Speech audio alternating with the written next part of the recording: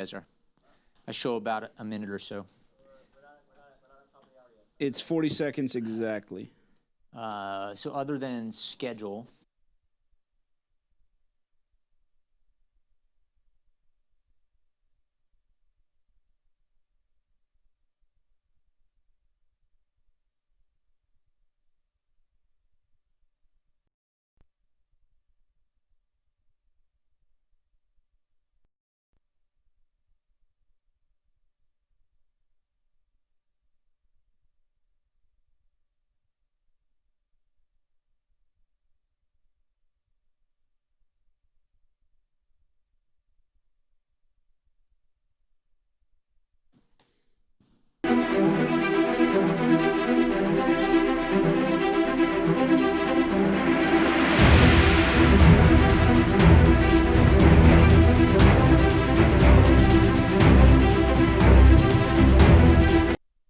hello, happy Monday, everyone. Brigadier General Matt Higer and Chief Ian Eischen here with you from the PA studios at Edwards Air Force Base, the center of the aerospace testing universe.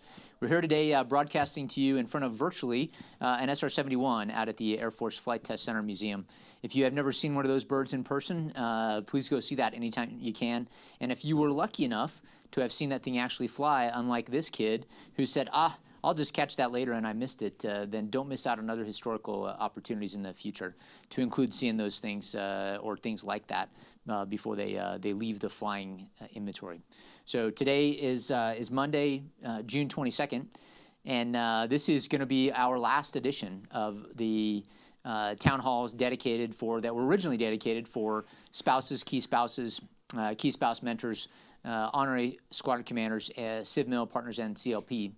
We're going to morph the schedule or compress starting in the first week of July to a Friday only, go early, go heavy option, and that'll be Friday the 10th of July, where we're going to roll all these things into that. There will be the normal battle rhythm this week to finish this week out, and then next week we're going to truncate a few of them to include this one, which will not be presented next Monday the 29th. If you'd like to see something on live and streamed, it's slightly offset from where it would be, but the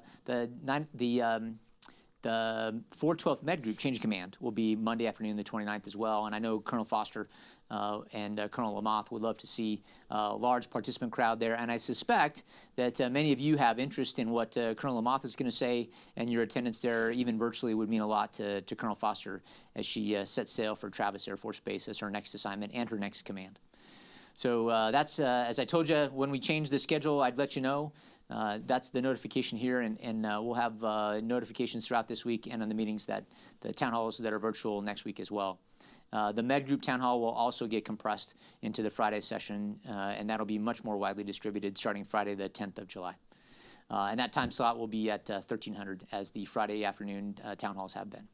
All right, with that, I want to give you a little bit of time for questions. The number you can text your question into has not changed. It's still area code 707-412-8922. And so if you have questions or comments or feedback, send it in. Chief is working the phone lines literally or the text lines right now. He and I have a hard stop. We've got to be moving on the hour, but that's an intense 26 minutes, 27 minutes of opportunity to interface and interact with you here.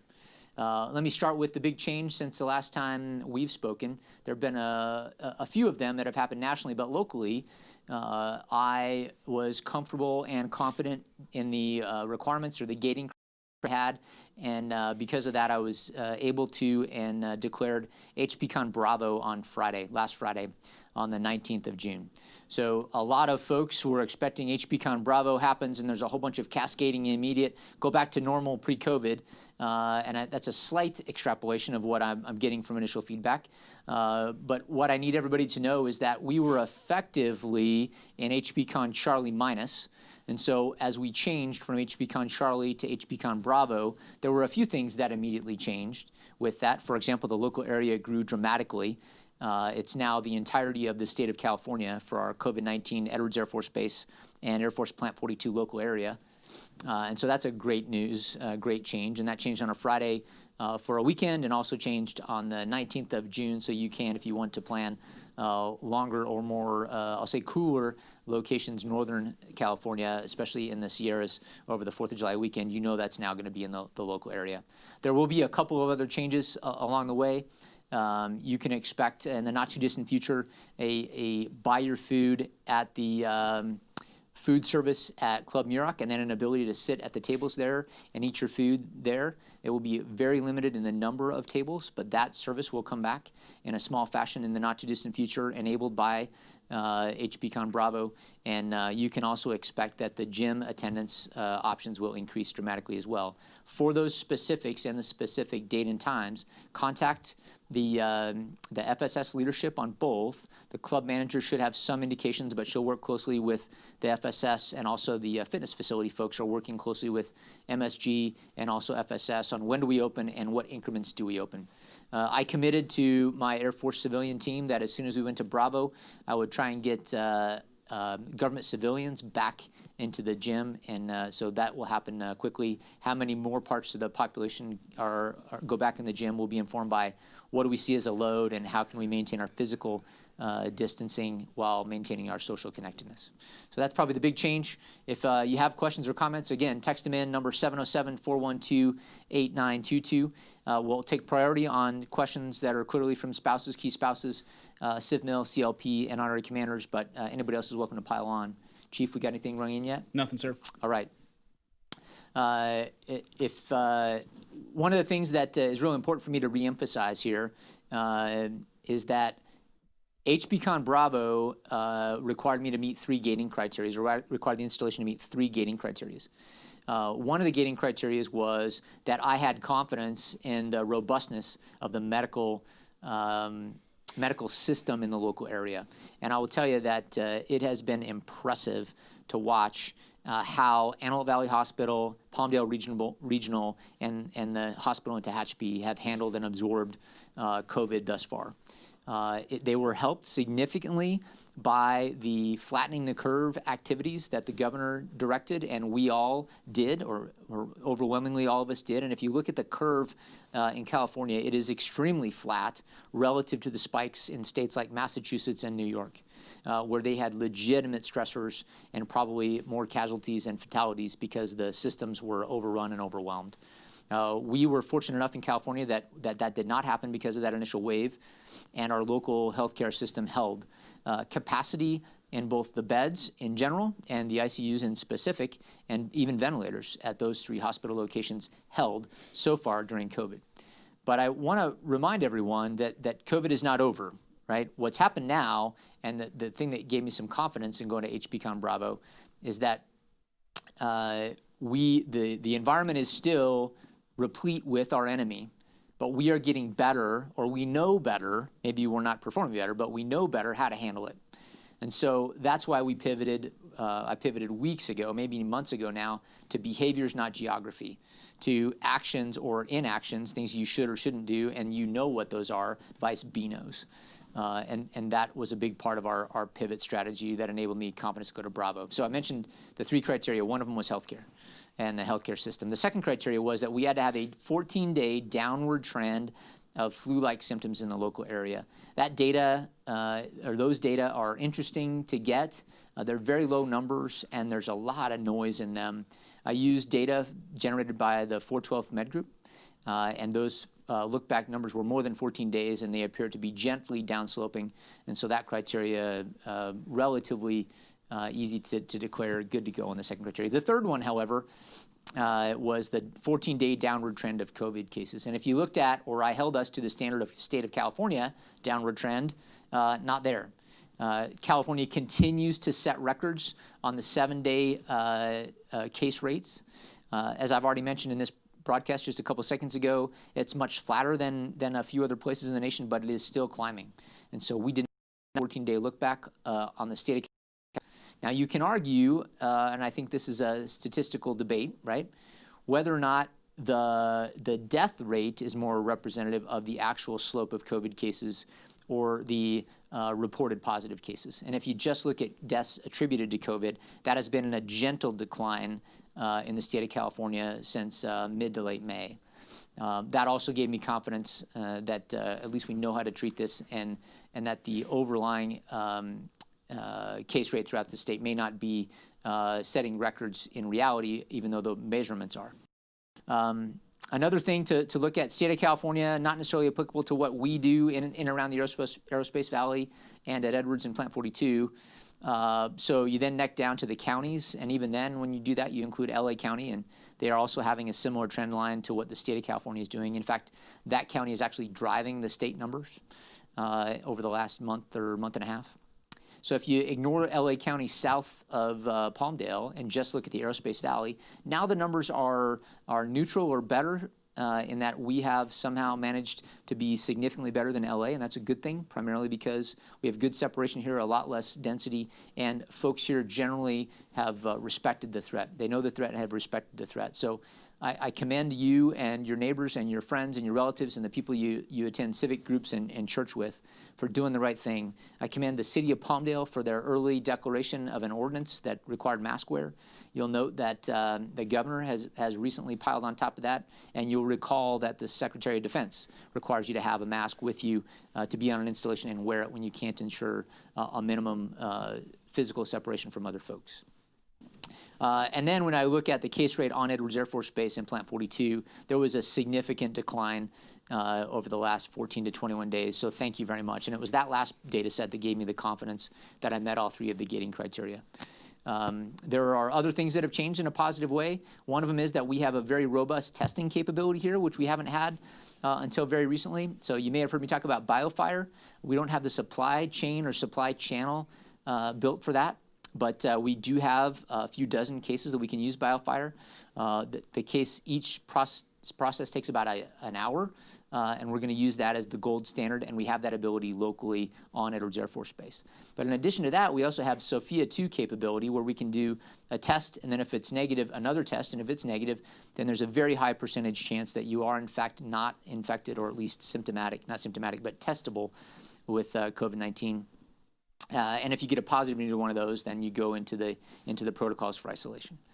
So we have plenty of Sophia test kits, and if we need to up the Sophia test kit, we can do it with the BioFire.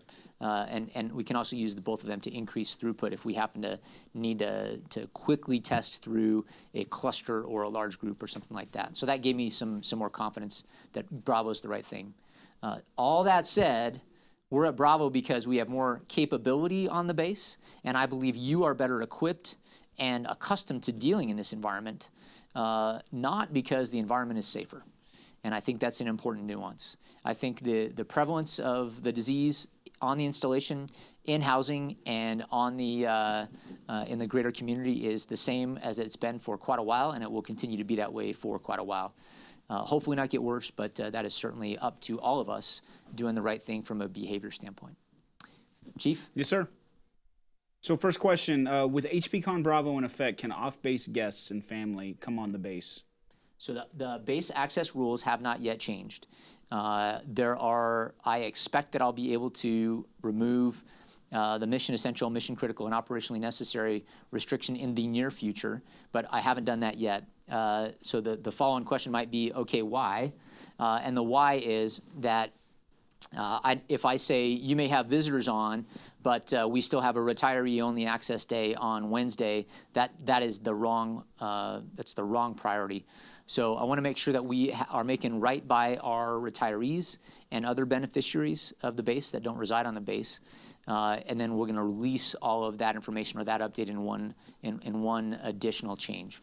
That will probably drive a change to the Edwards Air Force Base and Air Force Plant 42 COVID-19 directive, we call it the Omnibus Directive, at the end of this week or potentially early next week. And in that omnibus change, there will be some loosening or lightening of restrictions.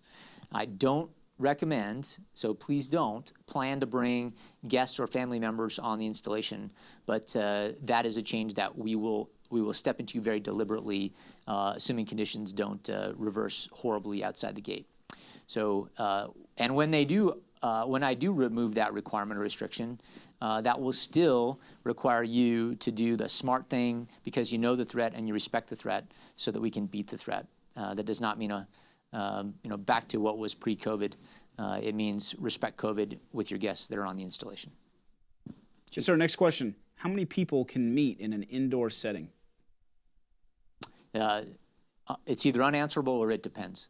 And so in this indoor setting where Chief and I are sitting in right now, we are the only two people in the room. The room is approximately, I don't know, Chief, probably 30 feet by a solid 18 to 20, yes, sir. With 12 or more foot ceilings. In this environment, for the duration of a 30, maybe a 60-minute broadcast, we are complying with a lot of the principles that are in the June 9th Omnibus Directive, June 8th Omnibus Directive, which is available at the Edwards portal and the coronavirus page. So I encourage you to go there and look at the principles. So when you can't be outside, getting maximum airflow, be in a large room, and that helps. So that's one thing that we're doing. Make sure that you maximize spacing between the two of you. Chief and I are sitting as far apart as we can and still be in view of one of the cameras. Our masks are off because we're outside of 6 feet, and communication and clarity is super important in these broadcasts. Now, we're not going to be exposed or in this environment any longer than we need to be, so that's duration. And I've already mentioned that we keep the cohort that we are exposed to an absolute minimum. And so this seating right here for Chief and I would not make each one of us a close contact to the other. And those are all important principles. So that's a relatively roundabout way to answer your question, in that if you are in the base theater or planning an event in the base theater, I have no issues, no problems with 50, 60, 70, 80 people in the base theater, assuming the flow into the base theater and the flow out of the base theater are reasonable, as we did for test pilot school graduation earlier in June. But if you want to put the same amount of people into a very small conference room or into your garage or maybe even your backyard, even though it's outside, that would not meet the intent of all four of those principles. By the way, those are not my principles. Those are CDC principles that I've tried to summarize and put in one place for you, and how I think about them. So that's a non-answer to your question. If you have a specific one of would an event like this, this, and this meet intent, I'd be happy to answer that. An example of that is if you want to hang out with your neighbors outside and you put a fire pit between your driveways, you sit on your driveway and they sit on yours, and you chat over the fire 8, 10, 12, 15 feet apart, that clearly meets intent. That same group of people shoved into your family room for the duration of a movie or two probably wouldn't. And you're adults, and you're going to make risk-informed, risk-based decisions, knowing that it doesn't take long for this virus to get a foothold in a community or in a cohort and run pretty much like wildfire, because a lot of us are going to be asymptomatic. And that's certainly not what I would want on my conscience, and I'm confident you wouldn't either. I want to pivot real fast to a problem that's happening at one of our sister installations, specifically Eglin Air Force Base, the 96 Test Wing there. The respect for, I'll say knowledge of maybe, but certainly the respect for what this virus can do is declining rapidly, both on base and outside the wire at Eglin in their local community. And because of that, their case rates are spiking. And they're spiking from contacts in social settings primarily. So restaurants, bars, clubs, churches, and other things like that, where people are not respecting the basic principles of COVID.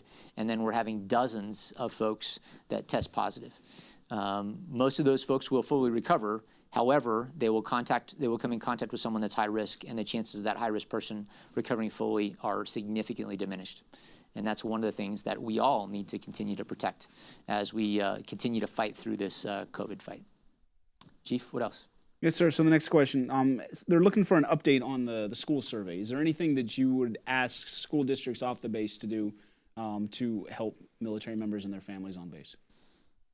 So the school survey is being digested. As I think I showed you last Monday, it was a stack of paper, like legitimately that tall, and it's being digested. So the Crisis Task Force schools that I chair, we are all individually going through that. We had a good, robust conversation this afternoon earlier, just an hour ago, on what are we going to update in our campaign plan there. And then we're coalescing the information to hand it to our on-base public school partners at Muroc Joint Unified. Another part of it that we're doing is we have in the 412 testing, we have data analytics folks. We have data hounds. And we've handed the data to them and given them a no-biased approach on, say, what does the data say, numbers, and potentially even word searches or word affiliations data. They'll give us an initial feedback, and then at that point, we'll ask them some pointed questions. So my thought or response to that person is that I need to know a little bit more about you or your family or your questions.